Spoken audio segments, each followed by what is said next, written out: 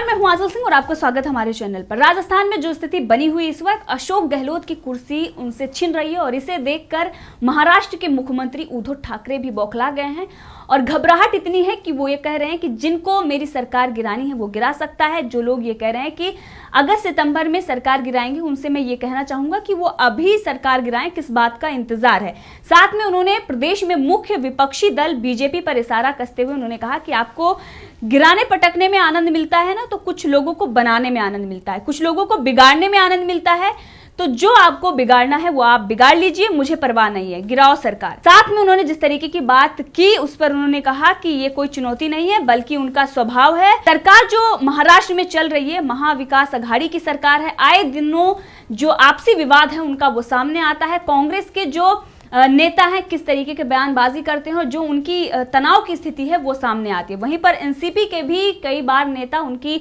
जो आपसी मतभेद है वो सामने आए हैं और इसी को लेकर जिस तरीके के कयास लगाए जा रहे हैं कि अब राजस्थान के बाद महाराष्ट्र में सरकार गिर सकती है और जिस तरीके की स्थिति बनी हुई है इससे ये साफ है कि वो ज्यादा दिन तक नहीं टिकेगी। इसको लेकर भी उद्धव ठाकरे ने कहा कि इस सरकार पर भविष्य विपक्ष के नेता पर निर्भर नहीं करता, इसलिए मैं कहता हूं कि सरकार गिराना होगा तो अवश्य गिराओ। गठबंधन के 3 दलों को उद्धव ठाकरे ने रिक्शे के 3 पहिए बताए। उन्होंने कहा कि रिक्शा गरीबों का वाहन है, बुलेट ट्रेन या रिक्शे में चुनाव लड़ना पड़ा तो मैं रिक्शा ही चुनूंगा। उन्होंने कहा कि मैं गरीबों के साथ खड़ा रहूंगा, मेरी ये भूमिका है, मैं बदलता नहीं हूं। कोई ऐसी सोच ना बनाए कि मैं मुख्यमंत्री बन गया हूं मतलब बुलेट ट्रेन के पीछे खड़ा रहूंगा। नहीं, मैंने इतना ही कहा है कि मैं मुख्यमंत्री होने के नाते सर्वांगीण विकास करूंगा।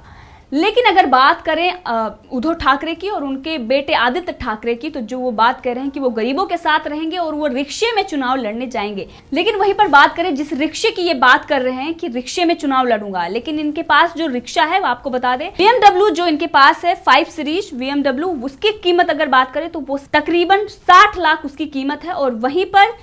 जो रेंज रोवर की कार है ब्लू कलर की SUV, उसकी कीमत करीबन 2 करोड़ है। तो ऐसा इनका रिक्शा है जिस रिक्शे में ये बैठने की बात कर रहे हैं और इस तरीके की बयानबाजी कर रहे हैं। वहीं पर उन्होंने कहा है कि स्टीयरिंग मेरे हाथ में है, अगर जिनको सरकार गिराना है गिरा सकते हैं। अघाड़ी के मतभेदों, जो उनके मतभेद हैं, जिस तरीके के विवाद आते हैं उस पर भी उन्होंने कहा कि हमारी गाड़ी अब पटरी पर आ रही है, अब हमारी रिक्शा अच्छे से चलने लगी है, स्टीयरिंग मेरे हाथ में, पीछे 2 लोग बैठे हैं। उन्होंने कहा कि महाराष्ट्र में एक अलग प्रयोग किया गया है, 3 अलग अलग विचारधाराओं के दल एक विचित्र राजनीतिक परिस्थिति में एक हुए हैं, उसमें सिर्फ और सिर्फ अपरिहर्ता के रूप में मुख्यमंत्री पद की कुर्सी मैंने स्वीकार की है। ये सम्मान है, सम्मान का पद है, बहुत बड़ा है, लेकिन यह मेरा सपना कभी नहीं था, अब मैं इसे स्वीकार कर लिया है। लेकिन अगर बात करें तो मुख्यमंत्री बनने के ही लिए इन्होंने बीजेपी से अपना गठबंधन तोड़ा था और आज ये कह रहे हैं कि ये मेरा कोई कभी सपना नहीं था। लेकिन ये सबको पता है कि सत्ता के लालच में किस तरीके से इन्होंने जनता के साथ धोखा किया है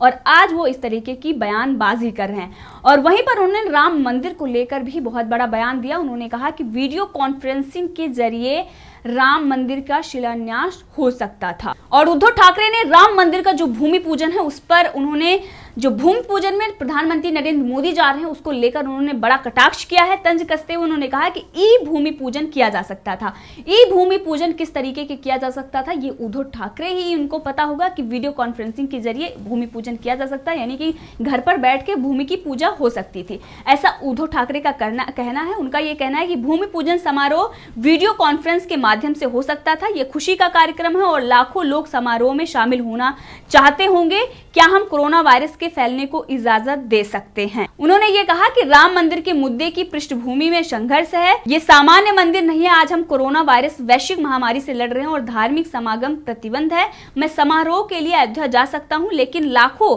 राम भक्तों का क्या, आप उन्हें रोकेंगे? आप वीडियो कॉन्फ्रेंस के जरिए ई भूमि पूजन कर सकते थे। यानी कि उन्होंने सीधा और साफ तौर पर बीजेपी और प्रधानमंत्री नरेंद्र मोदी पर उन्होंने कटाक्ष किया। उन्होंने कहा कि आपको वहां जाने की कोई जरूरत नहीं थी, लेकिन जब उनसे पूछा गया कि वो जाएंगे तो उन्होंने हाँ किया। उन्होंने कहा मैं अयोध्या जाऊंगा 5 अगस्त को। लेकिन जिस तरीके की वो बयान दे रहे हैं, एक तरफ जो तुष्टीकरण की राजनीति है उसको चलते उन्होंने ये कहा कि वो ई भूमि पूजन हो सकता है, लेकिन इसी के साथ आपको बताएं कि जिस तरीके के हमने देखा कि कुछ ऐसे त्योहार भी हमारे पीछे आए जिन पर कोई आज़ादी और हर चीज़ पर पाबंदी लगा दी गई, लेकिन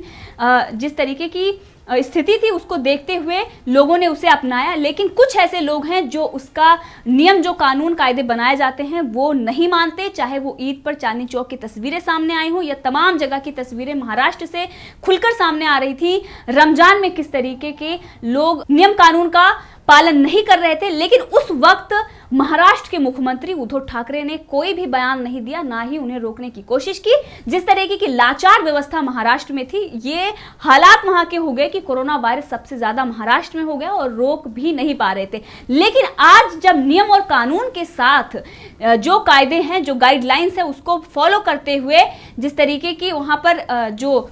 सोशल डिस्टेंसिंग की बात की जा रही है उसको ध्यान में रखते हुए जब 5 अगस्त को भूमि पूजन हो रहा है और उस मंदिर का जिसका फैसला 70 सालों से लटका हुआ था और उसका फैसला सुप्रीम कोर्ट ने यह फैसला दिया और उसके बाद अब वहां पर भूमि पूजन और यानी मंदिर बन रहा है, उससे पहले भूमि पूजन हो रहा है, लेकिन उस पर शिवसेना के प्रमुख और महाराष्ट्र के मुख्यमंत्री उद्धव ठाकरे इस तरीके के बयान दे रहे हैं। तो इससे यह दिखाई देता है कि एक तरफ वो जो वहां की जनता है उनको तुष्टीकरण की राजनीति करते हुए उनको खुश करने की कोशिश कर रहे हैं, दूसरी तरफ वो राम मंदिर से मुद्दे जो जुड़े हैं, भक्तों की भावनाओं को भी ये देख रहे हैं कि किस तरीके की उनकी भावना है, वोट बैंक के लिए उन पर भी ये बात करें कि मैं वहां जाना चाहता हूं। शिवसेना का बड़ा योगदान है उसमें, लेकिन अगर योगदान किसी का रहा है तो वो सबको पता है, शिवसेना वो नहीं रह गई जिसका योगदान राम मंदिर में रहा है और जिस तरीके की राजनीति वो पहले करती थी और आज किस तरीके से वो सिर्फ और सिर्फ एक सोनिया सेना बनकर रह गई है। जिस तरीके की से पहले उन्होंने बयान भी दिया था कि मैंने सिर्फ और सिर्फ गद्दी संभाली है, यानी कि पीछे से सरकार कोई और चला रहा है। और जिस तरीके के फैसले महाराष्ट्र में लिए जा रहे हैं, उद्धव ठाकरे जिस तरीके की भाषा बोलते हैं, इससे ये साफ है कि ये उनकी भाषा यानी कि शिवसेना की भाषा वो नहीं हो सकती, वो कहीं ना कहीं अलग विचारधारा की जो वहां पर पार्टियां हैं उनकी है। और इसी के साथ आपको बताएं कि जो मतभेद महाराष्ट्र में चल रहा है, जिसकी बौखलाहट सामने आई है उद्धव ठाकरे के जरिए जो, और उन्होंने कहा कि जिनको मेरी सरकार गिरानी है वो गिरा सकते हैं, स्टीयरिंग मेरे हाथ में है। तो जो महाराष्ट्र के मुख्यमंत्री उद्धव ठाकरे कह रहे हैं, इससे ये है कि महाराष्ट्र में जिस तरीके के हमने आपको पहले भी बताया था कि जो मतभेद थे इनके,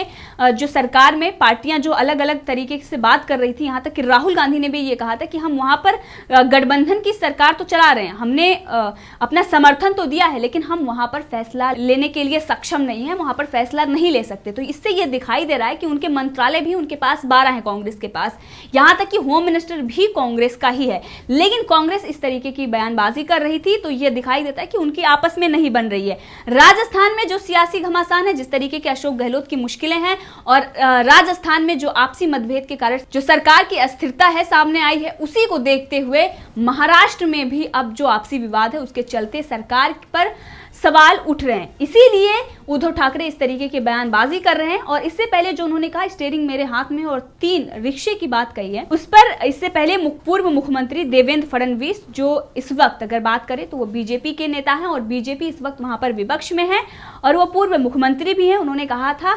कि महाविकास अघाड़ी सरकार की तुलना 3 पहिए से उन्होंने करते हुए कहा था कि इसकी अस्थिरता पर संदेह भी प्रकट किया था, यानी कि उन्होंने कहा था कि ये ज्यादा दिन टिकने वाली नहीं है, क्योंकि जिस तरीके के मतभेद, आपसी मतभेद सामने आ रहे थे, सभी ये कह रहे थे कि अब महाराष्ट्र में राजस्थान के बाद महाराष्ट्र पे संदेह हो रहा था। और इसी के चलते उन्होंने तंज कसा और कहा कि स्टीयरिंग मेरे हाथ में, पीछे 2 लोग बैठे हुए हैं। साथ में उन्होंने गरीबों से भी जोड़ दिया, यानी कि वोट बैंक के लिए जिस तरीके से गरीबी हटाओ कांग्रेस का नारा रहा है 70 सालों तक, अब उसी राह पर चलते हुए गरीबों से जोड़कर गरीबों का जो वोट बैंक है वो अच्छा खासा बना ले, इसीलिए इस तरीके के बयानबाजी कर रहे थे। लेकिन जैसा कि मैंने आपको बताया कि उनके पास कौन सा रिक्शा है, जो 2 करोड़ का 60 लाख के रिक्शे हैं उनके पास, जिनमें उनका बेटा भी घूमता है और जिस तरीके की वो भी घूमते हैं। बुलेट ट्रेन की बात कही उन्होंने कि बुलेट ट्रेन और रिक्शे में अगर मुझे चूज करना पड़ा तो मैं रिक्शा चूज करूंगा, लेकिन अगर बात करें तो रिक्शा लंबे सफर के लिए वो सवारी नहीं है, वो कुछ दूर जाकर रुक सकती है, जबकि बुलेट ट्रेन की बात करें तो वो लंबे सफर की सवारी है। और इसीलिए कहा जा रहा है कि महाराष्ट्र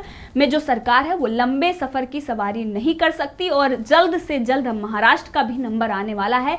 क्योंकि जिनके आपस में नहीं बन रहे और जिस तरीके के मतभेद हैं, इससे ये साफ है कि कोई ना कोई पार्टी अपना गठबंधन वापस ले लेगी। और यहाँ पर जिस तरीके की शिवसेना मुख्यमंत्री बने रहने के लिए जिस तरीके की भाषा प्रयोग कर रहे हैं और जिस तरीके से बात मान रहे हैं, कांग्रेस और एनसीपी के जिस तरीके के अगर देखें इससे पहले जो मतभेद आए हैं, यहाँ तक कि राहुल गांधी ने कहा कि हम फैसला नहीं ले सकते, लेकिन पर्दे के पीछे से अगर कोई फैसला ले रहा है तो वो कांग्रेस ही ले रही है। और ये आपसी जो इनकी कला है ये यहाँ तक आ जाएगी कि महाराष्ट्र में अब राजस्थान के बाद सियासी घमासान शुरू होगा और ये सरकार कितने दिन तक टिकती है ये भी देखना होगा। तो तीनों पार्टियों की जो आपसी मतभेद है, इससे पहले भी अशोक चौहान का कई बयान भी आ चुका है जिन्होंने कहा था कि प्रशासन अच्छे तरीके से वहां पर काम नहीं कर रहा है। वहीं पर अगर बात करें, अशोक चौहान इस वक्त उनके कैबिनेट मंत्री हैं जो नाराज चल रहे हैं, यानी कि जिस तरीके से उद्धव ठाकरे ये कह रहे हैं कि आप बैल मुझे मार, यानी कि मेरी सरकार कोई गिरा कर दिखाए, और वहीं पर जो नेता हैं वो लगातार बयानबाजी भी कर रहे हैं और अशोक चौहान इस पर नाराजगी भी व्यक्त कर रहे हैं। तो इससे ये चीजें दिखाई दे रही हैं कि अब ये सरकार कितने दिनों तक चल सकती है। और जिस तरीके के इन्होंने ये कहा है कि मेरी सरकार कोई गिरा कर दिखाए, ये अमित शाह और वहीं पर देवेंद्र फडणवीस के लिए भी उन्होंने निशाना कसा, उन पर तंज कसा है। और इससे ये दिखाई दे रहा है कि आने वाले दिनों में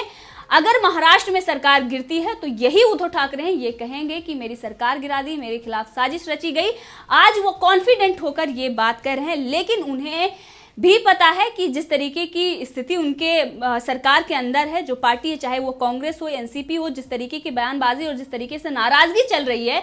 ये आने वाले दिनों में महाराष्ट्र का भी नंबर आने वाला है। और इसीलिए उद्धव ठाकरे इस तरीके की बयानबाजी कर रहे हैं। और जब सरकार गिरेगी तो यही उद्धव ठाकरे पूरे महाराष्ट्र में ये घूम घूम कर ये कहेंगे कि बीजेपी ने साजिश रचकर और मेरी सरकार गिरा दी है। महाराष्ट्र में अब ये सरकार ज्यादा दिन तक नहीं चलने वाली है। और वहीं पर देवेंद्र फडणवीस जिस तरीके से प्रदेश अध्यक्ष से मुलाकात करते हैं और उस वक्त भी वो ये बात करते हैं कि जो महाराष्ट्र में सरकार चल रही है वो ज़्यादा दिन तक नहीं चल पाएगी। तो इससे ये साफ है कि महाराष्ट्र में अब आने वाले दिनों में काफ़ी कुछ बड़ा होने वाला है और अब महाराष्ट्र का भी नंबर आ गया है महाराष्ट्र राजस्थान के बाद। तो इस मुद्दे पर आप भी अपनी राय रख सकते हैं, कमेंट करके ज़रूर बताएं। अगर आपने अभी तक चैनल को सब्सक्राइब नहीं किया है तो कर ले, ताकि हर अपडेट आप तक पहुँचती रहे।